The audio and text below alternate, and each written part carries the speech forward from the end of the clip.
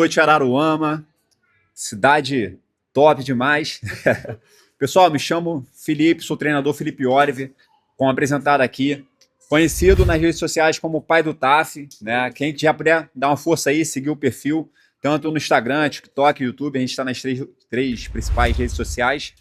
Trabalho com preparação física para concurso público. Quem é que sabe o que é TAF? Muito bom. Quem aqui já fez um TAF? Aí, ó, tem uma galera aqui. Aí, ô Bruno, tem uma galera aqui que já fez o TAF já.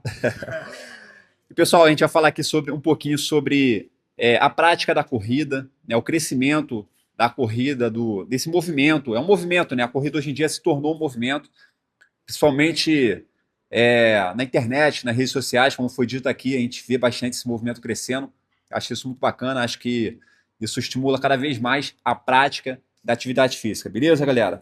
Pessoal, e preparei aqui também minha colinha, vi que as meninas estavam aqui com a cola, preparei também a minha cola e fiquem tranquilo que, apesar de já ter falado algumas vezes, também estou nervoso, mas faz parte, significa que a importância do evento, né? Quero parabenizar aqui também o Bruno, a Josiane, por essa iniciativa aqui. Cara, o movimento, assim, o evento tá top demais. As meninas estiveram aqui antes falando sobre a nutrição, a fisioterapeuta, também a farmácia, né? São pontos muito importantes na prática da atividade física, na prática da corrida. E falar um pouquinho aqui, pessoal, da minha história, tá bom? Um pouquinho da minha jornada. Então, eu sou formado em Educação Física pela Uniswan e pela Moacir Bastos, são duas unidades diferentes, né? Porque a gente faz, às vezes sabe, né? Às vezes a gente inicia pela licenciatura, depois bacharel, ou às vezes o contrário, né? Tive a oportunidade também de fazer uma pós-graduação em treinamento de força pela UFRJ. Sou veterano das Forças Armadas, na Brigada de Infantaria Paraquedista. Tive a oportunidade de servir com meu irmão aqui, meu camarada, Bruno Teodoro, conhecido como Teodoro na época. Então servimos lá, corremos bastante juntos, né?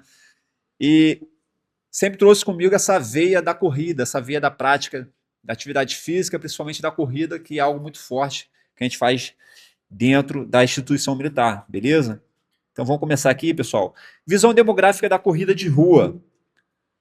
Panorama das corridas de rua.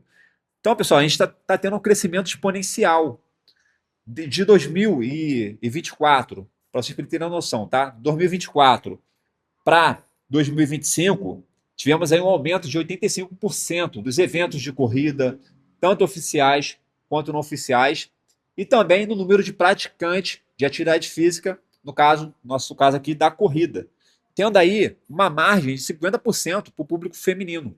Então, além de a gente ter um crescimento dentro da modalidade esportiva, também um crescimento exponencial do segmento feminino, que é muito importante, porque a gente sempre teve aquele lance, né, Vocês estão me ouvindo bem, galera? O microfone um pouquinho afastado aqui.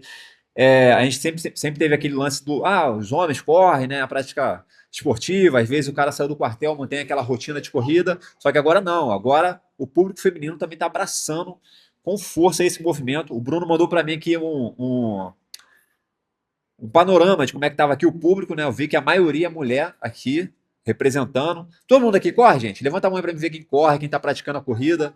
Bacana, excelente, hein? Então, 2024, a gente teve aí basicamente uma quantidade de 2.821 competições, provas, né, relacionadas à corrida. Já no ano de 2025, 5.241. Então, né, basicamente mais do que dobrou, um aumento exponencial. Cenário nacional, número de provas comparativo 2024, 2025. Então, basicamente isso aí, um aumento de 85%.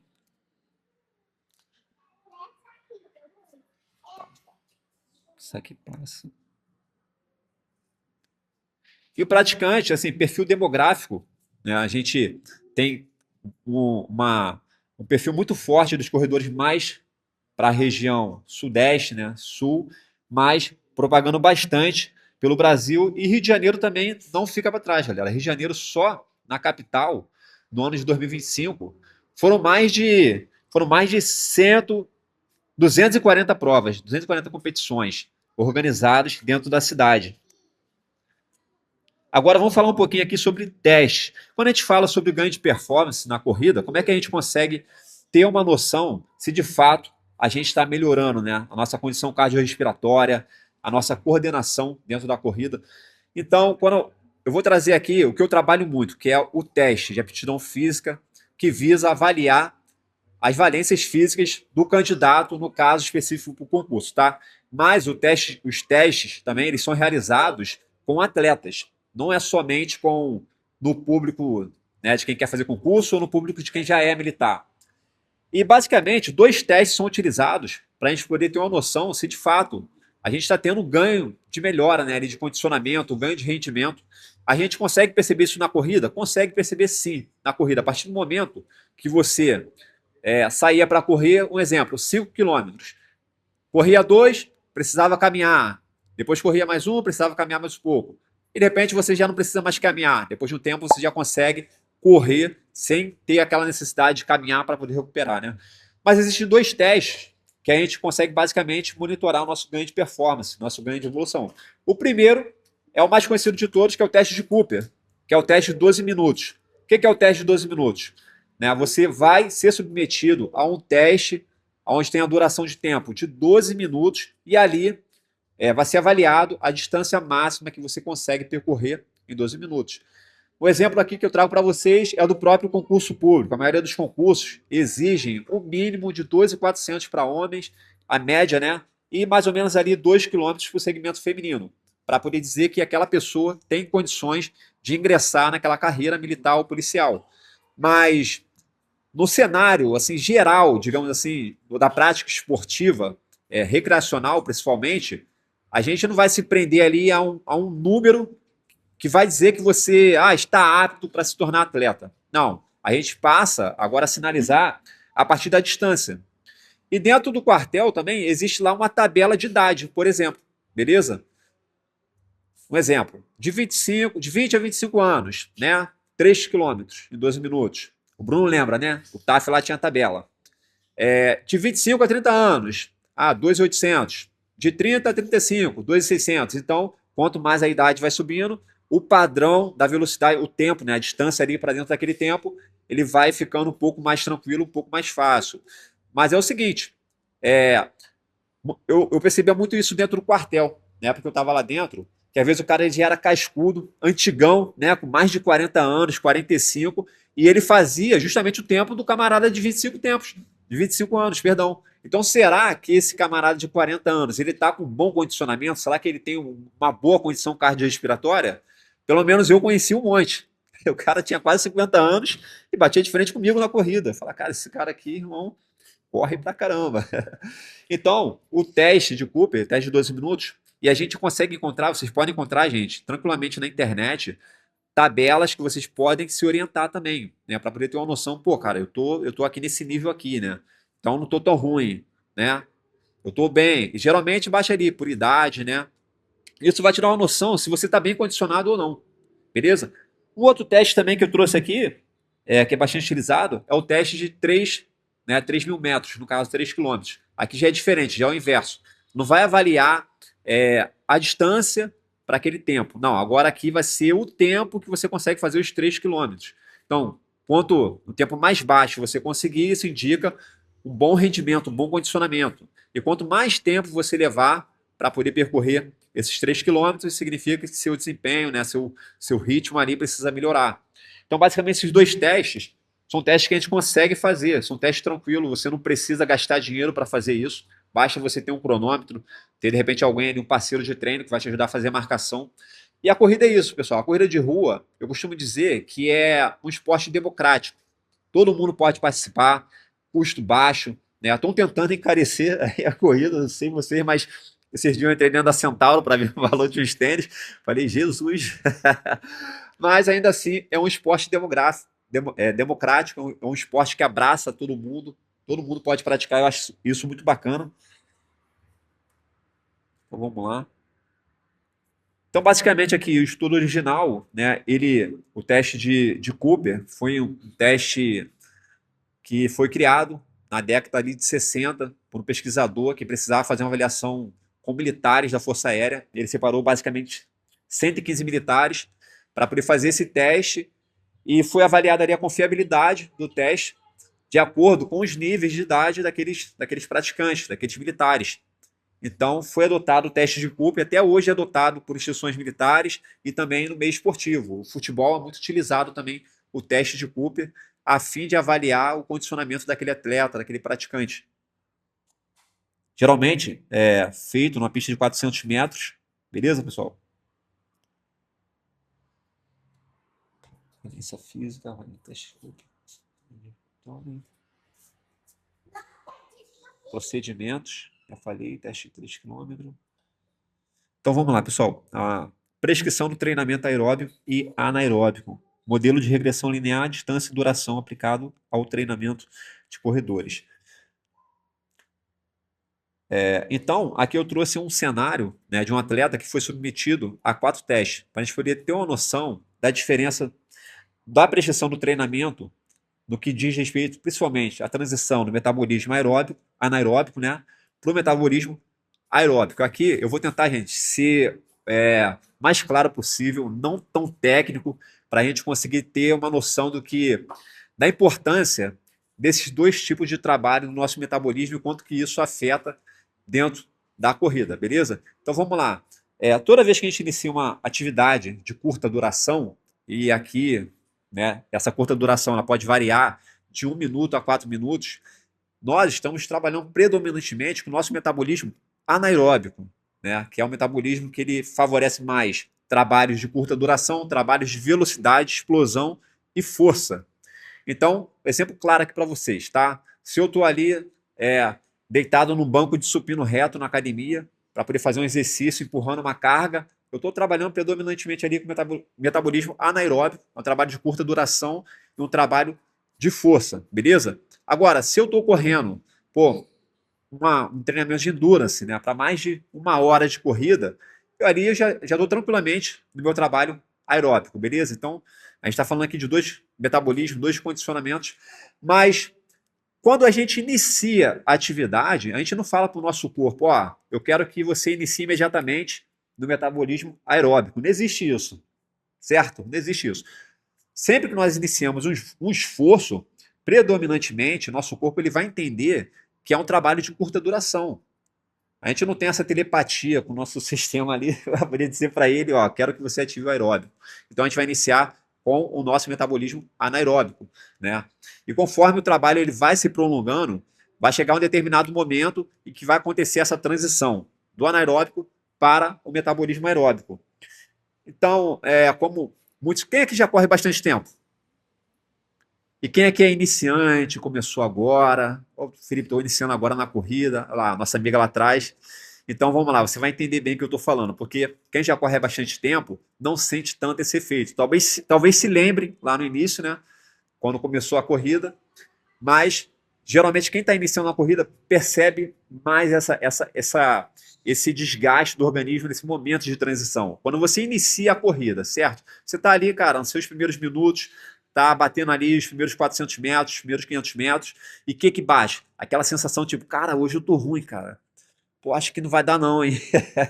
Tô correndo, cara, não vou aguentar não. Acho que vou fazer só 1 quilômetro, vou para casa. Pô, quem sentiu aqui já isso aqui, pessoal? Aquela resistência inicial, beleza? Por quê? Porque a gente está ali depletando os nossos substratos energéticos predominantemente dentro do metabolismo anaeróbico, beleza? Que é o que? A gente está fazendo a quebra ali do ATP, né? Que são as conexões ali da molécula que precisam ser quebradas para poder transmitir a energia para o nosso corpo, ok? Então a gente está no trabalho anaeróbico ali, vai chegar um determinado momento e que a gente vai ativar o nosso metabolismo aeróbico. E é quando a gente encontra o conforto dentro da corrida. Não que vai ficar fácil, mas é aquele momento que você sente, cara, agora o motor aqueceu, né? Agora eu consigo manter. E qual o tempo de trabalho geralmente que isso leva, pessoal? Então, aqui eu trouxe um parâmetro para vocês de uma situação hipotética, tá? Um atleta foi submetido a 4 testes, predominantemente anaeróbico, ou seja, 50 metros. 50 metros é de um poste a outro, beleza, pessoal? 50 metros é uma distância muito curta aqui, então é um trabalho que não dá para a gente considerar que é um trabalho aeróbico, é um trabalho anaeróbico, ok? Então, esse atleta foi submetido a esse trabalho durante 4 vezes. Primeiro tiro, beleza, bateu 8 segundos, ok? Segundo, já caiu o desempenho, 14 segundos. terceiro 30 segundos e o último 150 segundos. Então o que a gente vê aqui? Qual é o gráfico que se aponta para a gente, né? Primeiro, a gente tem uma ascensão, beleza? 8 segundos. Então, lá em cima, se a gente comparar aqui, é um gráficozinho falando de velocidade e tempo, beleza, pessoal? Velocidade e tempo. Então, na velocidade está lá em cima. E depois, né, o que a gente tem? Queda da velocidade, beleza? E prolongamento do tempo. Por quê? Porque a gente já começa já a ter essa resistência do nosso corpo ao trabalho anaeróbico, né? Ele já começa a ficar defasado e a gente não consegue sustentar tanto tempo naquela potência, né? Naquela velocidade, beleza? Então o indivíduo ele parou de acelerar e passou a desacelerar. Então vamos lá.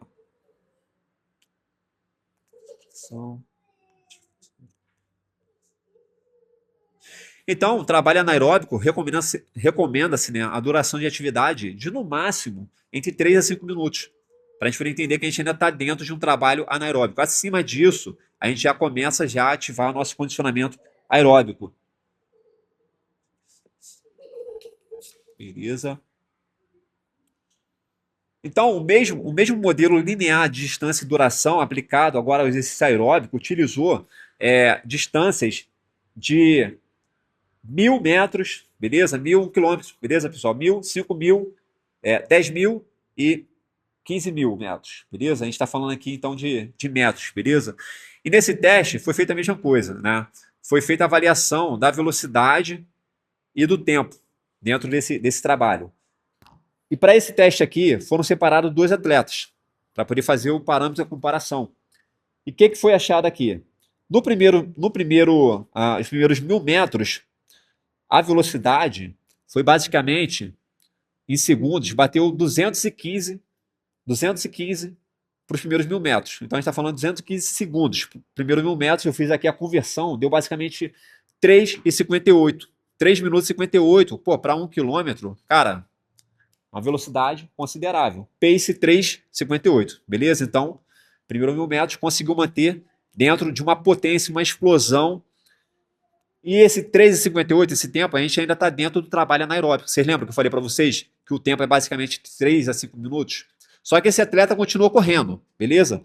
E aí 5 quilômetros. Dentro desses 5 quilômetros, já o que a gente teve? Teve um aumento no tempo, beleza? Uma queda na velocidade. Ele passou agora para basicamente um pace 4,40, que ainda é um pace bom ainda, mas caiu bastante, concordam comigo? E o que aconteceu aqui quando ele atingiu 10, no caso, 10 quilômetros, 10.000 metros? O pace dele continuou 4,40. Então, o que aconteceu? Ele teve um pace muito baixo, né? No caso, a velocidade dele estava alta ali. De repente, ele teve uma queda depois dos 3, dos 4 primeiros minutos, onde ele atingiu ali o primeiro quilômetro dele, estabilizou. Quando ele bateu 10, deu para perceber que ele estabilizou no pace 4,40 e fechando ali os 15 quilômetros, ele subiu ali para 4,45. Então, onde vocês entendem aqui que ele estabilizou, ele fez a transição do metabolismo dele do anaeróbico para o aeróbico? Onde vocês entendem? Do primeiro, depois do primeiro quilômetro, concordam comigo? Porque ele estava ali, naquela velocidade ali, pô, pancada, né? Mantendo a velocidade, depois ele teve a queda e estabilizou. Eu quero fazer um comparativo com vocês aqui, bem prático, cara, para vocês poderem entenderem como que funciona basicamente esse processo de transição, tá? Eu espero que todos aqui tenham visto esse filme já que eu vou falar. Quem já viu o filme Náufrago? Ih, quase ninguém viu o Náufrago, cara. Pô, tô ficando velho, cara. Então vamos lá. O Wilson. Pô, gente, o Wilson. Pô. Então vamos lá. No filme Náufrago, né, tem um momento ali que o náufrago, interpretado ali pelo Tom Hanks, exatamente, ele quer sair da ilha. Só que para ele sair, ele precisa vencer a arrebentação, que são aquelas ondas iniciais ali, né, que estão gerando aquela resistência para ele conseguir passar, ok?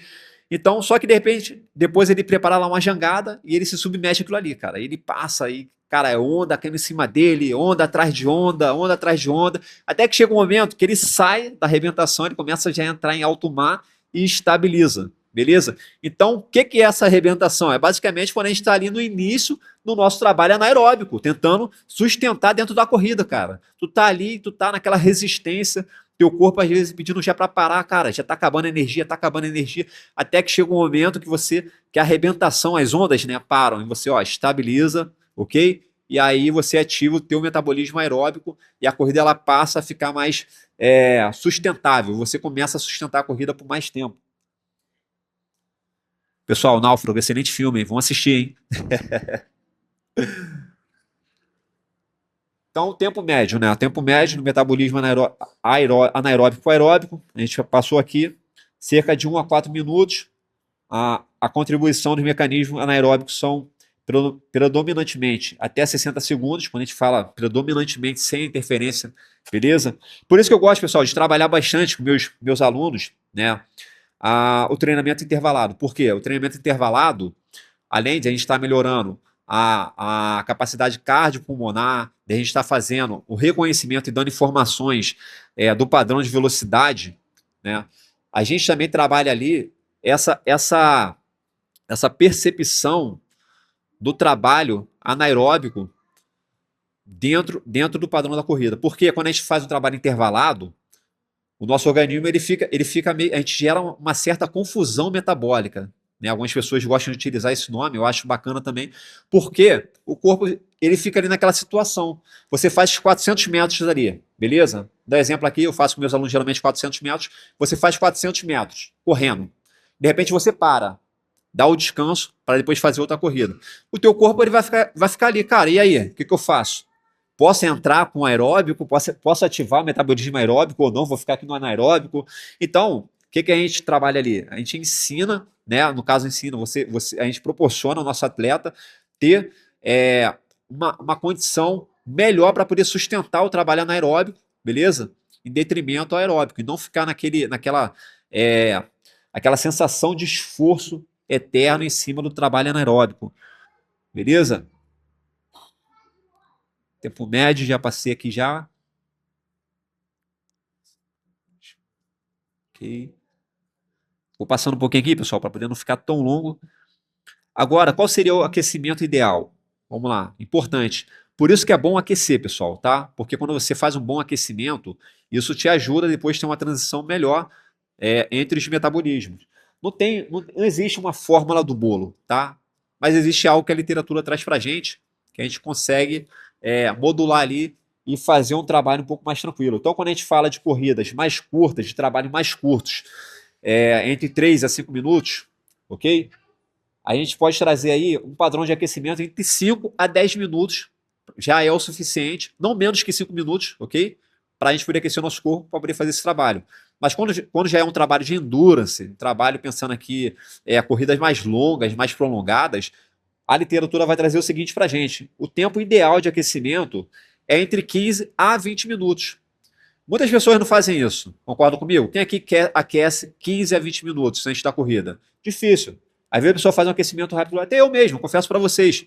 Pô, fez um aquecimentozinho ali e tal, né? Trotezinho, aquecimento balístico. Quando vê, pô, deu no máximo 5 minutos e já parte para a corrida. Só que a literatura aponta que o ideal é entre 15 a 20 minutos e intervalo, depois do aquecimento, de 18 a 20 minutos, sem prejuízo no momento da partida para a prova, entendeu? Então, tipo assim, não é aquecer entre 15 a 20 minutos e já partir para a corrida, não. Aqueceu e você dá um intervalo para depois partir para a corrida. Então, esse seria o padrão ideal. Para quem gosta de participar de prova aí, aquecer entre 15 a 20 minutos, dá um intervalozinho ali entre 18 a 20 minutos depois, antes do momento da largada da prova, sem prejuízo, beleza? Pessoal, e agora eu vou entrar na parte que eu julgo mais importante da corrida, né? A gente fala, né, quando a gente pensa em correr, a gente acha que é só sair correndo e para melhorar o condicionamento e é basicamente isso. Pode falar.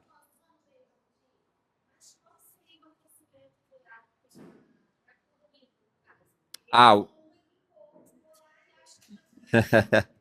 não, então, bacana, muito bom, muito bom. Tem diversas formas de poder aquecer, entendeu? Tem um aquecimento específico, que seria aquecimento específico é o próprio movimento da corrida, é o próprio gesto motor, aquecer dentro do gesto motor, né? Só que, de repente, numa velocidade muito mais tranquila do que você faria dentro da corrida ou até mesmo similar, entendeu? Dependendo do trecho que você fizer, intercalando com corridas mais tranquilas. A gente também tem movimentos balísticos, né? Que é a pré-ativação muscular. Então, um exemplo aqui é você fazer alongamentos de formas sequenciadas da nossa cadeia posterior, né, anterior, movimentos de agilidade. Então tem muitas formas de você poder estar aquecendo. A galera confunde muito alongamento com aquecimento. Né? A pessoa fica ali no chão se alongando. Pessoal, alongamento não é aquecimento. Você precisa mandar sangue para o teu músculo, precisa fazer o sangue gerar no corpo. Então, dificilmente a gente faz isso com alongando. Alongamento, você está tranquilo ali sentado, beleza? Então tem que se movimentar, fazer um aquecimento mais global. Polichinelo até mesmo, pode ser um bom aquecimento também, entendeu? Então, assim, basicamente, específico, tá bom? Vamos supor aqui, tá a orla aqui. Você faz uma ida até lá no finalzinho ali, que é logo aqui, né? Trechozinho, retorna, aí faz uma caminhada, volta caminhando, aí vai correndo, volta correndo, aí faz isso durante 10 minutos. Você fez um aquecimento, beleza? E aí descansa, dá o tempo ali mais ou menos de mais uns 15 minutos até iniciar a corrida. Ou um aquecimento balístico. Aí você vai fazer aquele famoso tira-meia, beleza? O chute, batendo com a mão embaixo da perna, alongando a cadeia posterior. E esse aqui, pessoal, agora a gente vai entrar na parte do core, a biomecânica da corrida, né? A parte do reforço, do fortalecimento. Talvez eu peça aqui a contribuição, a ajuda de vocês aqui, chamar alguém aqui na frente para a gente poder estar demonstrando aqui. Vamos ver se a gente tem voluntário aqui, hein, Josi? Vamos ver se aqui. Vamos ver se a gente tem voluntários. Então vamos lá, pessoal. Ó, você vai ser voluntária? Olha aí, gente. Tá aliviando os alunos, é? Tá aliviando. Então vamos lá. O core, né? O que é o core? Manter uma postura ideal durante a corrida. Beleza? Gerando menos desgaste corporal, economia de energia, eficiência no movimento. O core, pessoal, para quem não está familiarizado, é o nosso centro gravitacional, basicamente composto, né, por nossos músculos da parede abdominal, lombar, a região lombopélvica também, o glúteo. Né? Então, todo esse nosso centro compõe o nosso core, nosso centro gravitacional. E é aí que muitos corredores estão pecando. É aí que muitos corredores acabam não conseguindo ter uma boa cadência na corrida, uma boa postura, uma boa técnica. Beleza? Então, quanto mais força e estabilidade muscular no tronco do core, gerar melhor desempenho e lidar com o impacto em condição de fadiga. Lembrando que a corrida, o tempo todo a gente está tendo o impacto, né, pessoal? Uma corrida de alto impacto, é um esporte de alto impacto, o tempo todo o contato do pé com o chão. Então, se a gente não tem uma boa ativação do core, esse impacto, provavelmente, ele vai gerar lesões. Vai gerar lesões, porque nosso corpo precisa absorver, aprender a absorver essa energia que é gerada do impacto do pé com o chão, beleza? Então, as funções básicas do core: produção de força, redução de força, geração de estabilidade, manutenção do alinhamento postural, aceleração e desaceleração, qualquer movimento do corpo humano. Então, trouxe aqui dois conceitos, ó. Sistema de estabilização e sistema de movimento, beleza? O sistema de estabilização responde melhor à contração isométrica. Então, a isometria, trabalhos na postura horizontal, como por exemplo, trabalho de prancha, trabalho de ponte, beleza? Pega um colchonetezinho pra gente ali, Josi. Vou começar a botar a Josi aqui pra dar uma suada, pessoal. Josi, faz um trabalhozinho de prancha aí, só pra. Vou mostrando aqui pro pessoal. Então, galera, um trabalho como esse aqui, ó. Uma prancha ventral, você tá trabalhando seu core, trabalhando nossa parede abdominal, né? Agora eu vou pedir pra Josi também executar um padrão de ponte aí. Josi, deita pra gente, por favor, de barriga agora pra cima. Faz a pontezinha isométrica mesmo, elevação pélvica. Aqui também, senhores, ó, um bom trabalho da região glútea, principalmente, que o glúteo. Ele é um dos principais motores dentro da corrida, galera. É um músculo que, se você não trabalha o glúteo, provavelmente você vai sofrer de dor lombar, pode ter dor no joelho também, porque o glúteo ele trabalha bastante com a questão da estabilização do joelho. Valeu, Josi, obrigado, tá? Daqui a pouco já te coloco um outro exercício aí para tu para tá fazendo com a galera. Falei com a Josi que eu queria ter trago um elásticozinho, que ia mostrar um exercício também bem bacana para vocês, mas daqui a pouco eu falo, eu acredito que vocês vão entender.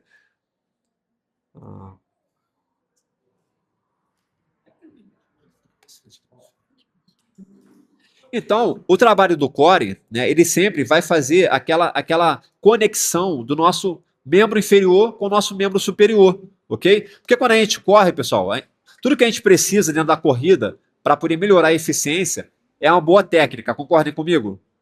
Porque se você, cara, tá correndo, você tem uma técnica que, pô, tá totalmente defasada, né, uma pisada incorreta, você não consegue estabilizar ali, pô, nem seu joelho, não consegue ter um equilíbrio do quadril, provavelmente você vai se lesionar e você não vai conseguir ter uma melhora na sua performance, na sua qualidade da corrida, principalmente para quem quer competir.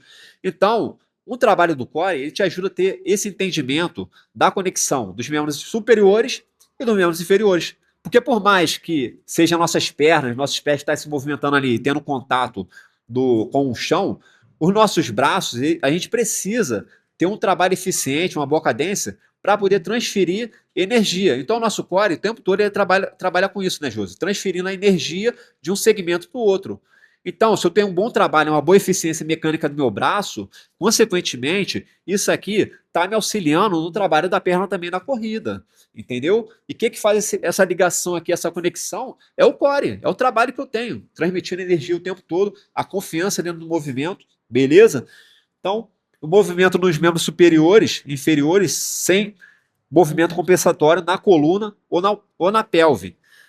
Quando a gente tem um bom trabalho de core, principalmente tá, um reforço do glúteo, que eu já falei para vocês que é um dos músculos mais importantes na corrida, isso evita da gente também ter a compensação na coluna. Muitas pessoas reclamam de lombalgia, não sei se a nossa amiga ali, a fisioterapeuta Letícia, né? Você já pegou casos de pessoas com dor na coluna, derivado da corrida.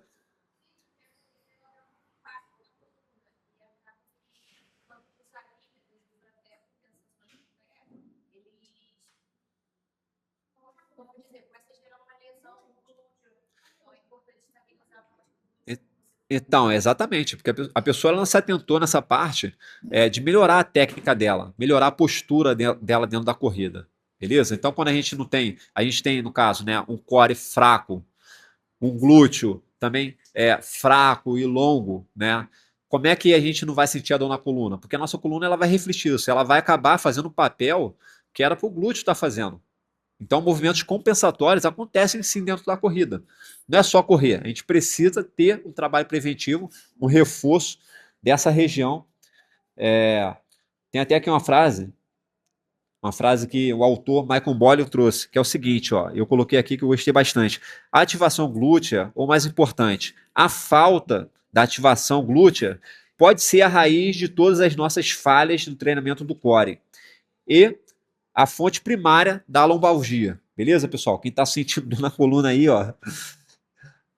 A substituição de extensão lombar pela extensão do quadril é um dos principais vilões associados à dor lombar. Beleza? Então, se eu, ao invés de eu ter uma boa eficiência na minha extensão, beleza? Extensão do quadril, eu vou compensar com a minha lombar.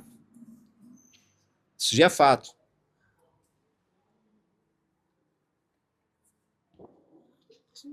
Então, quem passa muito tempo sentado, numa postura flexionada, né, tende a ter glúteos longos, fracos e flexores mais curtos. Mas ser curto, isso não significa que é forte, tá? Está encurtado. E quando a gente tem a nossa cadeia posterior encurtada, isso vai refletir também em dores lombares, vai refletir em padrões de movimentos compensatórios que vai prejudicar a nossa técnica na corrida aí.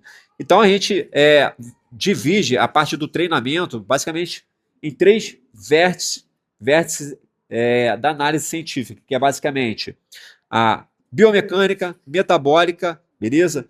E motor. Então vamos lá. Na fase da corrida, a gente tem três fases, né, no movimento, a gente precisa entender, que é a fase de apoio, propulsão e recuperação. Então a fase de apoio passa no momento que a gente tem o nosso contato do pé com o solo, tá?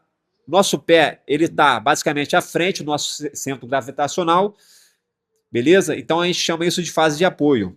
A partir do momento em que meu centro gravitacional passa da linha do pé de apoio, aí a gente já chama essa fase de propulsão, beleza?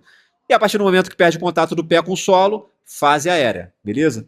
Então, pessoal, para trabalhar essas três fases, eu quero trazer aqui, Josi, agora os movimentos para poder estar ensinando tanto da fase do apoio, a fase da propulsão, beleza? E a fase aérea, a gente não precisa trabalhar de forma tão específica.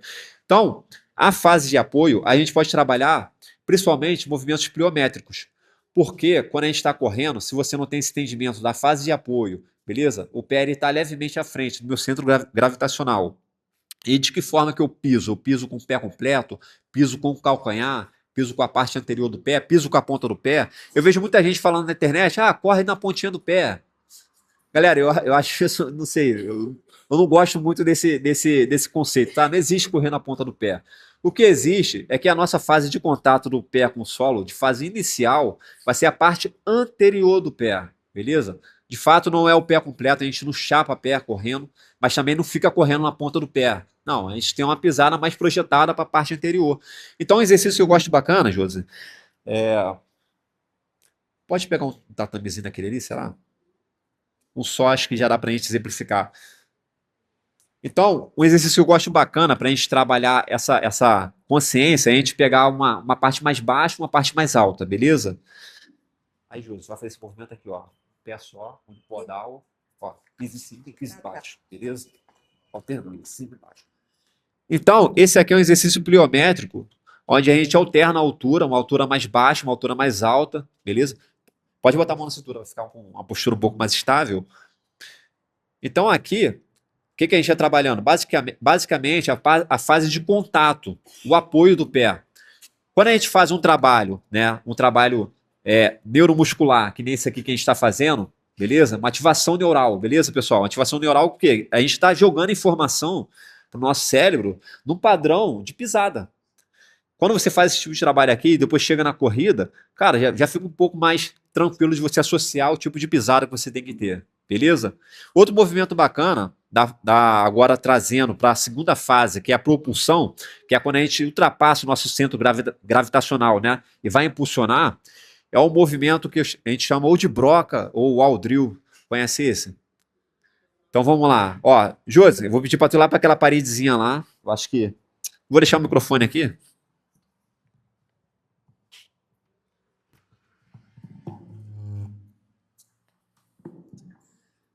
Então vamos lá, galera. Josi, apoia as duas mãos na parede aqui para mim, por favor. Beleza?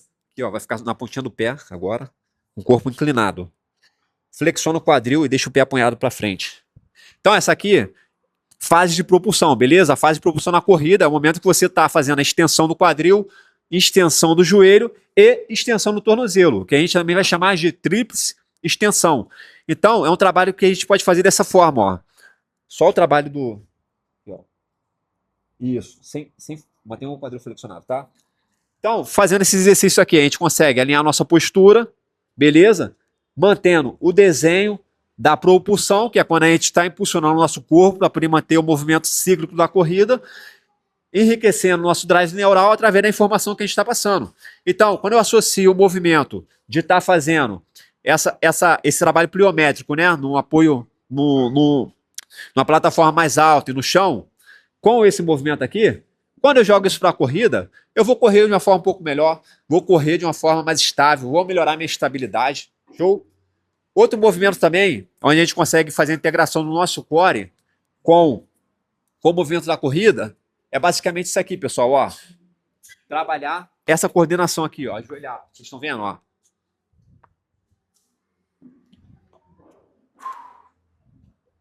Então aqui, eu estou associando o trabalho do quadril, a flexão do quadril, juntamente também com a extensão do ombro do lado oposto, fazendo a conexão do trabalho do nosso core. Obrigado, tá, Josi?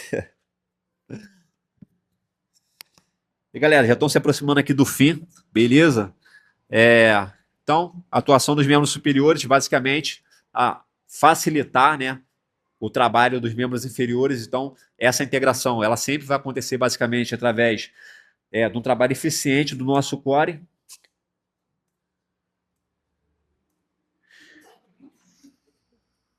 E por que treinar força? Né? A gente tem um desempenho motor e prevenção de lesões. Desempenho motor, a gente vai melhorar as questões relacionadas dentro da atividade, ter uma melhor performance, conseguir melhorar talvez uma explosão, né? A absorção do impacto. E também prevenção de lesões para que nós não venhamos nos lesionar, nos machucar. A nossa amiga ali falou que a pessoa ela corre todo dia e daqui a pouco se lesiona, beleza? Só que a lesão, ela não aconteceu naquele dia que você se lesionou. A lesão, ela é uma situação crônica, não é isso, Letícia? Ela já vem acontecendo antes, através é, do esforço repetitivo, de movimentos, padrões de movimentos incorretos que a gente vem aplicando ao longo do treinamento. Outro tipo de treinamento também bacana que a gente pode treinar é o treinamento excêntrico. Que seria o treinamento excêntrico, né? Seria basicamente treinamento negativo que as pessoas falam, quando a gente trabalha a fase de desaceleração do movimento. Ou seja, basicamente, vou dar um exemplo aqui para vocês. O agachamento, fazendo um agachamento bem devagarzinho. Faz um exemplo aí para a gente, Josiane, para a galera poder visualizar um trabalho excêntrico. Ó. Bem lento, uma contração bem lenta. Isso aqui também é um trabalho bacana, tanto, principalmente, tá? Para prevenção de lesão. E o trabalho pliométrico, que é um exemplo que eu já dei aqui anteriormente, que é aquele dos saltos, uma perna principalmente. Então aquilo ali seria um trabalho pliométrico, que auxilia bastante. E adaptações neurais da pliometria. Aumento da frequência e disparo neural, maior recrutamento de fibras motoras, melhora a coordenação intramuscular e das cadeias musculares. Então, considerações finais, a gente está chegando aqui no final, pessoal. Considerações finais, progressão gradual de volume e intensidade, dosar o nosso treinamento sempre de forma inteligente, beleza? Pensando sempre no volume e na intensidade. Nada de treinar todo dia. Se está treinando todo dia, significa que você não tem uma estratégia de treinamento, beleza? Tá fazendo de qualquer jeito, pessoal. Quem faz de qualquer jeito não tem o norte onde quer chegar. Quem sabe onde quer chegar tem um direcionamento, tem um planejamento. Então, não tenham medo de consultar um profissional, seja da área da nutrição, seja da área da fisioterapia ou da área do treinamento para poder estar assessorando vocês, beleza? E, por último, também, que a gente falou aqui, a importância da estabilidade, principalmente no nosso centro lombopélvico, que é o core. Pessoal, quero agradecer aqui novamente o Bruno, a Josi pelo convite, agradecer vocês que me aguentaram aqui até agora falando, espero que vocês tenham gostado, espero que tenha enriquecido vocês um pouco com informações aqui relacionadas à corrida. Foi um prazer estar aqui com vocês, tá bom? Não se esqueçam de me seguir nas minhas redes sociais também, quem ainda não seguiu lá, o perfil Pai do TAF, para dar uma força. E quero abrir aqui para pergunta. Já esquecendo já, pergunta. Alguém tem uma perguntazinha aí relacionada a treinamento para a gente poder estar falando aqui? Pode perguntar.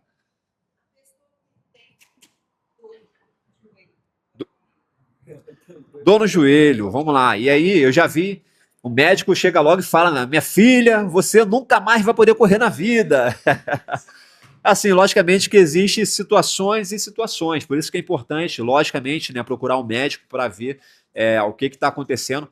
Mas o que eu posso dizer aqui é a respeito da pessoa não ter essa situação, esse quadro de dor no joelho. E aqui eu falei bastante sobre o treinamento do glúteo, do músculo glúteo, né? Ele trabalha principalmente com a estabilização do joelho.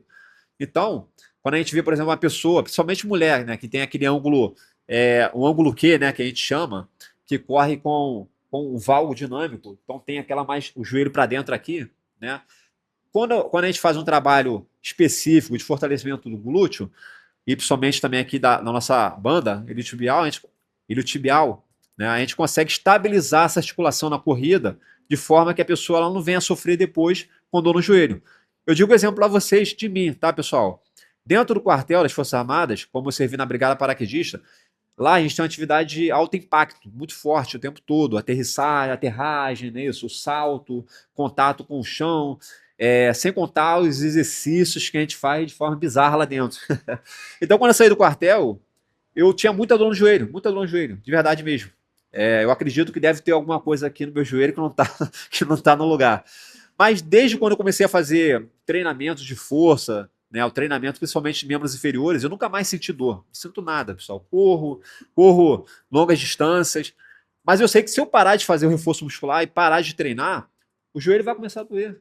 Não tem jeito, cara. Ele volta a doer. Então, eu preciso manter o treinamento, preciso estar fazendo os agachamentos, fazendo os exercícios, que eu sei que isso me ajuda bastante. Você sente dor no joelho? O seu neto sedilou o joelho? Ih, rapaz, ó, tem que. Tá novo, hein, cara? Quer perguntar, querido?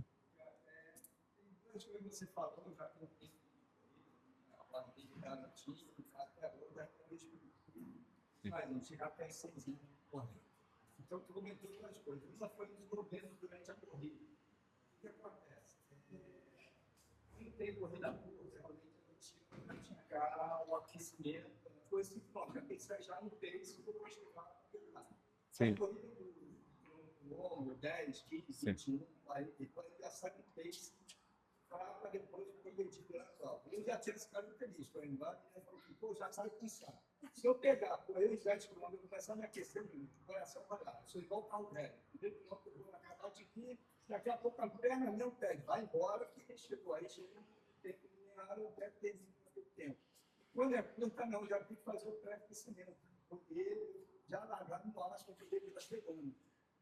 Então, tem muitos atletas que fazem inclusive isso. Faz o próprio aquecimento já dentro da corrida. A gente está falando aqui de uma corrida longa, né? 21 quilômetros, por exemplo, na minha maratona, se a gente for trazer aqui, e o camarada ele consegue ele sustentar um pace 5, por exemplo. E aí ele vai iniciar a corrida ali no pace 6, talvez 5:40, 6, já pensando que ele está aquecendo ali, né?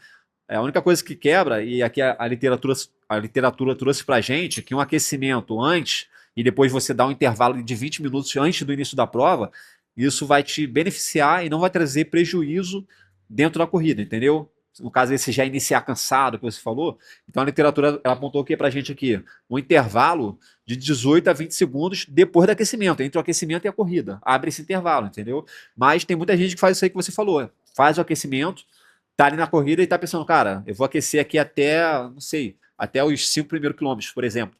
Passou dos 5 quilômetros, pau na máquina. Aí desce o pace.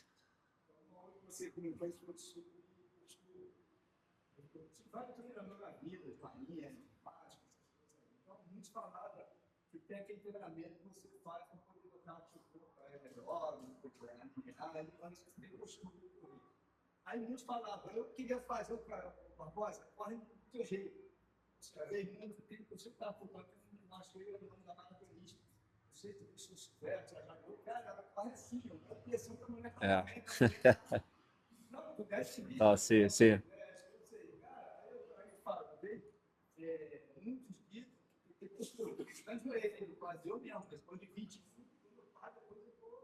Então, como profissional, eu digo eu, né, como profissional, até mesmo também a Letícia, que é fisioterapeuta, a gente sempre tenta orientar dentro daquilo que a literatura está apontando para a gente, que é a melhor vertente, o melhor caminho.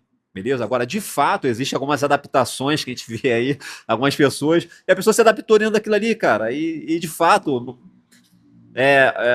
já teve até estudos em cima daquela pessoa e verificou, cara, esse é o padrão da pessoa, de se movimentar, de se locomover, né? É um padrão meio peculiar, pode acontecer, mas a gente entende que existe uma forma, pelo menos no início da prática, né? Uma forma melhor daquela pessoa poder se adequar, se posturar para evitar lesões. Porque a gente não pode pegar um caso isolado, no caso dessa atleta, e extrapolar para todo mundo, entende? Se no caso dela funcionou, provavelmente o corpo dela se adaptou, cara, de uma forma formidável aquilo ali, mas isso não significa que eu vou me adaptar, ela vai se adaptar, entendeu? Gente, mais alguém quer fazer uma perguntinha? Beleza? Fechou? Então, gente, obrigado. Valeu, irmão. Perguntou o tempo aí.